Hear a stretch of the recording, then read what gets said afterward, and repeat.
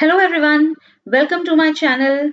इस वीडियो के थ्रू आप नोट डाउन कर सकते हैं कक्षा 6 की इतिहास की बुक का अध्याय 1 के सभी क्वेश्चन एंड आंसर्स और चैप्टर का नाम है क्या, कहाँ, कैसे और कब। सबसे पहले हम शुरुआत कर रहे हैं महत्वपूर्ण बिंदुओं से। ये जो महत्वपूर्ण बिंदु हैं इनके ऊपर आपको MCQ, fill in the blanks, true and false और इवन क्वेश्चंस भी पूछे जा सकते हैं। इसमें कुछ इम्पोर्टेंट है जैसे पांडुलिपि की डेफिनेशन, अज्ञात लिपि किसको कहते हैं। तो कई सारे और भी टर्म्स हैं, सब आपको लिखने हैं, लर्न भी करने हैं, पता होना चाहिए आपको। अब क्वेश्चन आंसर्स पे चलते हैं।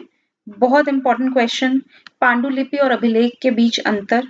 पांडुलिपि पुराने टाइम पे जब कुछ लिखना होता था, जो पुरानी बुक्स थी जो हाथों से लिखी गई थी और पत्तों पर लिखी गई, क्योंकि उस वक्त पेपर नहीं होता था।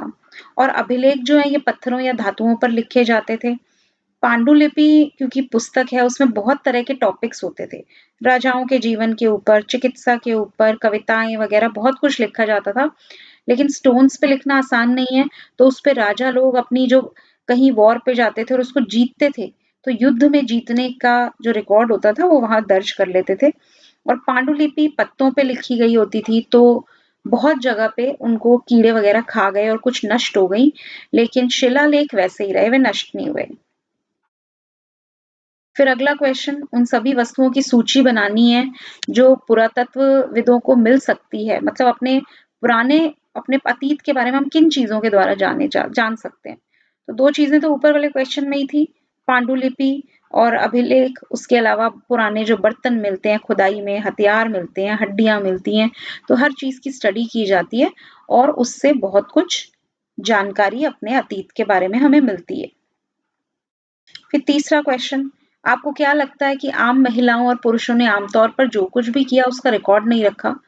तो वही साधारणतः हम अपने घर में भी काम करते हैं, क्या हम उसको रिकॉर्ड करते हैं कहीं कागजों पे?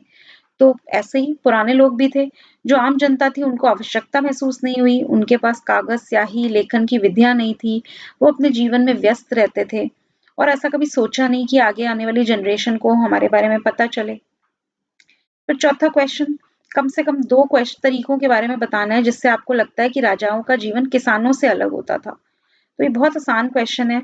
राजाओं के बड़े बड़े राज्य थे और किसान साधारण जीवन जीते थे। राजाओं ने जो कुछ किया उसका रिकॉर्ड रखा, जबकि किसानों ने नहीं रखा। राजा बड़े बड़े महलों में रहते थे, किसान के साथ ऐसा नहीं था। राजा के पास सैनिक होते थे, किसानों के पास नहीं होते थे। राजा लोग युद्ध पे जाते थे, किसान लोग नहीं जाते थे। किसान खेती करते थे, राजा स्वयं खेती नहीं करते थे, तो ये भी एक डिफरेंस है। क्या हमारे पास कई अतीत हैं या एक है? तो हमारी जो बुक है उसका नाम भी ये है, हमारे अतीत, यानी हम सब की बात हो रही है यहाँ पे। हम सब लोग, चाहे राजा हैं, चरवाहा हैं, किसान हैं, हम सबके लोग, हमारे सबका अतीत अलग अलग है।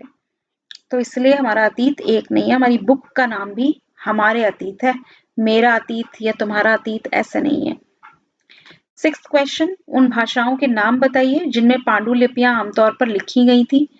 पांडुलिपियां आमतौर पर संस्कृत, प्राकृत और तमिल में लिखी जाती थी। ये भी इंपॉर्टेंट क्वेश्चन है, प्राचीन काल में लोग यात्रा क्यों करते थे? 5 मार्क्स में आ जाता है। तो भाई अपना जीवन, आजीविका की तलाश में, नौकरी की तलाश में, प्राकृतिक आपदा से बचने के लिए यात्रा करते थे। कहीं राजा लोग कहीं पे भूमि पे कब्जा करने के लिए यात्रा करते थे। जगह जगह सामान बेचने के लिए ये लोग यात्रा करते थे, रोमांच के लिए करते थे, घूमने फिरने के लिए करते थे। कई सारे रीजंस हैं। फिर आठवां क्वेश्चन, हमारे देश को भारत या भारत के रूप में क्यों जाना जाता है? तो जो इंडिया शब्द है वो इंदस से निकला है, संस्कृत में जैसे सिंधु भी कहा जाता है। और जो ईरानी लोग, यूनानी लोग यहाँ पे आए, तो इंदस नदी के पूर्व की जो भूमि थी उसको वो भारत कहने लगे, क्योंकि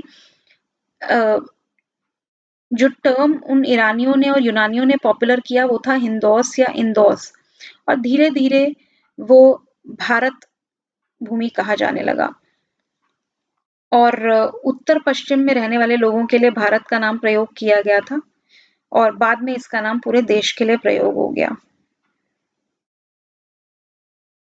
बस यहीं पे हमारे क्वेश्चन आंसर्स खत्म होते हैं और भी हिस्ट्री के, ज्योग्राफी के, पॉलिटिकल साइंस के कई सारे लेसन्स हैं जो मैंने हिंदी और इंग्लिश में वीडियोस बनाई हैं, आप उनको देख सकते हैं।